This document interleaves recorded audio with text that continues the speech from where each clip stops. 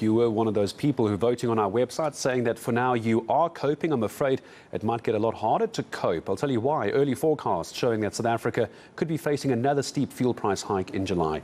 These price increases continuing to push the middle class into poverty by worsening indebtedness. How bad is debt? We all know how bad it can be if it's not under control. Let's take a look at the direct and indirect impacts of South African pockets with Debt Rescue SA's Annaline van der Poel. Good to have you back on eNCA, Annaline. Always a pleasure to speak to you. We'll talk in a moment about how many more people are going into debt rescue, debt review, whatever we might want to call it. First of all, help me understand how would debt rescue help someone who is struggling to pay for their fuel prices? What would you recommend?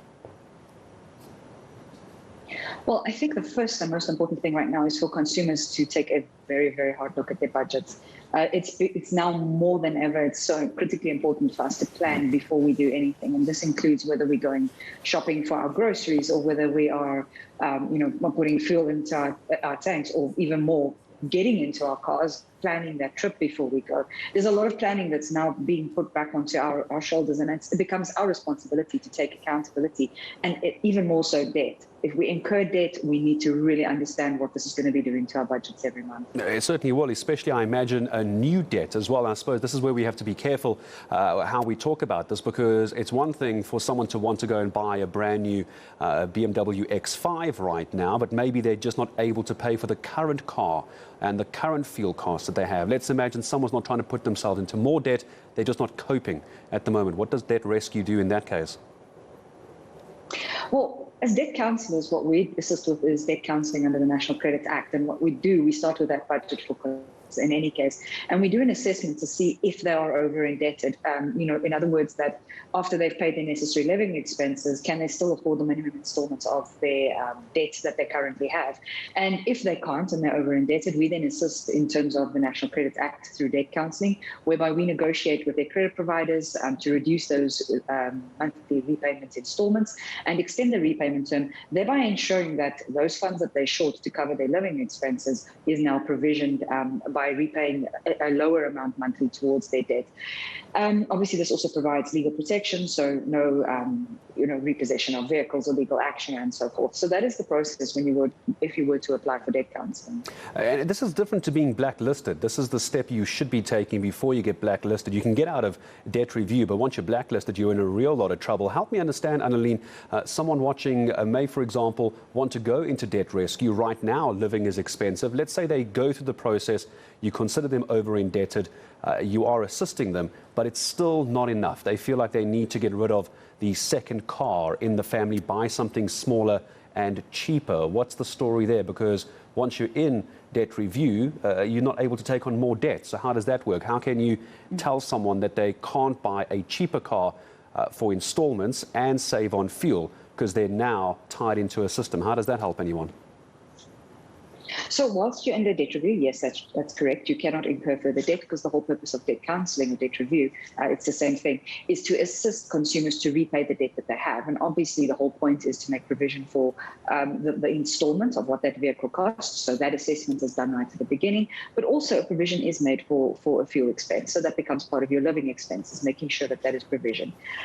If you're not in debt review, obviously, if you're looking at the cost of maintaining the vehicle that you have, the cost of the actual vehicle, and the cost of transport, etc., start with that immediately. Review that.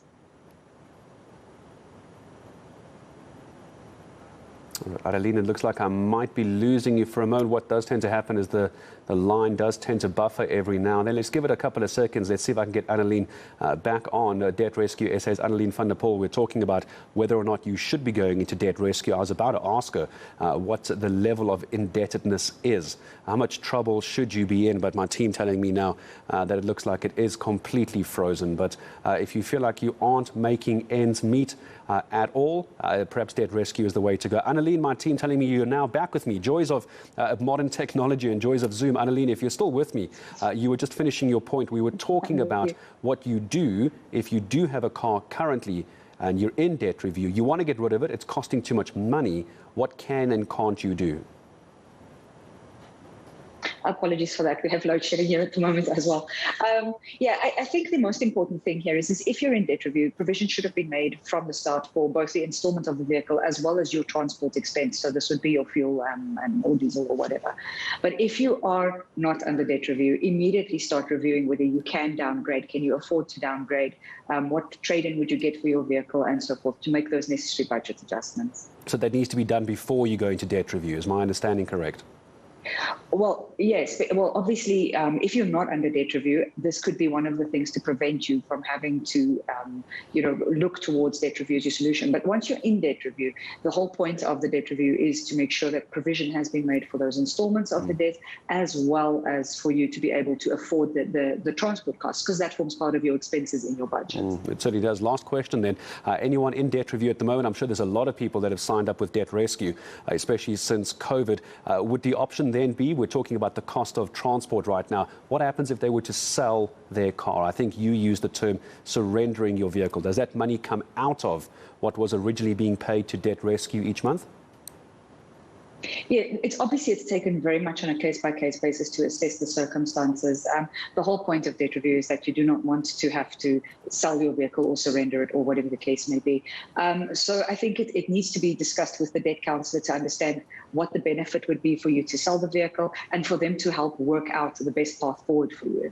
It's without a doubt, though, if you find yourself in that situation, debt rescue, debt review just might be the way to go. Do not wait until the bank comes knocking. By the time they're sending letters of demand, it's far too late. There are ways out of it, and one of those is Debt Rescue SA. Annaline van der Poel, always good to have you with us here on eNCA. 26 after 8. Speaking of increased fuel prices, let's see what that oil price is looking like this morning.